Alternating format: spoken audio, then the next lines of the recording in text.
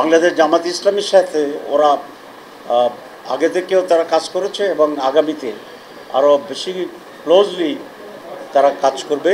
এই পরিবর্তনের পরে আমাদের অফিসে প্রায় অনেকটাই সকল দেশের এই চার্জ অ্যাফেয়ার্স অ্যাম্বাসেডর এসেছিলেন। আজকে সেই ধারাবাহিকতায় আমেরিকান অ্যাম্বাসেডর এখানে আসছিলেন। তো তারা তো বাংলাদেশের ব্যাপারে সকল বিদেশিদের এখানে স্টেক আছে, কনসার্ন আছে, এবং উনি বাংলাদেশ সম্পর্কে জানতে চেয়েছেন।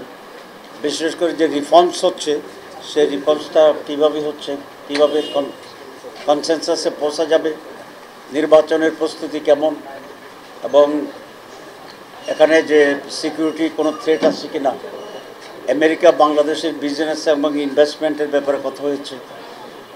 বিশেষ করে আমাদের অঞ্চলে যে সিকিউরিটি থ্রেট আছে সেসব ব্যাপারে ওনারা আমাদের স্ট্যান্ডিংটা জানতে চেয়েছে, এবং টেররিজমের ব্যাপারে সেখানে আমাদের ভিউজ এবং বাংলাদেশের পজিশন তারা জানতে চেয়েছে, এবং এম্পাওয়ারমেন্ট অফ উমেন সম্পর্কে ওনারা কথা বলেছেন। তো আমরা আমাদের স্ট্যান্ডিং খুব ক্লিয়ারলি বলে দিয়েছি যে আমরা একটা ফেয়ার ইলেকশন চাচ্ছি, আমরা বেসিক রিফর্ম চাই।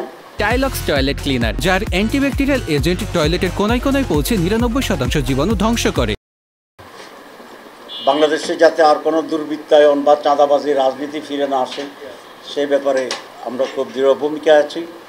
আমরা করাপশন ফ্রি একটা বাংলাদেশ গড়তে চাই, এবং আমরা অলওয়েজ ডেমোক্রেসির পক্ষে আমাদের স্ট্যান্ডিং কথা বলেছি। আমরা এটা বলেছি যে আমাদের ফরেন পলিসিতে আমরা সকলের সাথে বন্ধুত্ব এবং কারোর সাথে শত্রুতার যে একটা ইন্টারন্যাশনাল স্ট্যান্ডার্ড একটা থিওরি এবং থিম কাজ করছে, আমরা সেইভাবেই কাজ করতে চাই with mutual respect, understanding and common interest. এটা আমরা আমেরিকার সাথেও বলতে সেরকম রিলেশনের কথা বলেছি, এবং আমরা এটা বলেছি যে আমরা সকল নেইবারিং কান্ট্রির সাথেও একটা কনজেনিয়াল অ্যাটমসফিয়ারে গুড নেইবারহুডের যে প্রিন্সিপাল এবং পলিসি আছে with equal respect and rights, আমরা সেটা তো বিশ্বাস করি।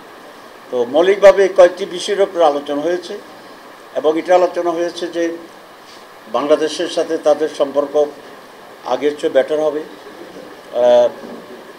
এবং বাংলাদেশ জামাত ইসলামীর সাথে ওরা আগে থেকেও তারা কাজ করেছে এবং আগামীতে আরও বেশি ক্লোজলি তারা কাজ করবে, এই আশাবাদ তারা ব্যক্ত করেছেন।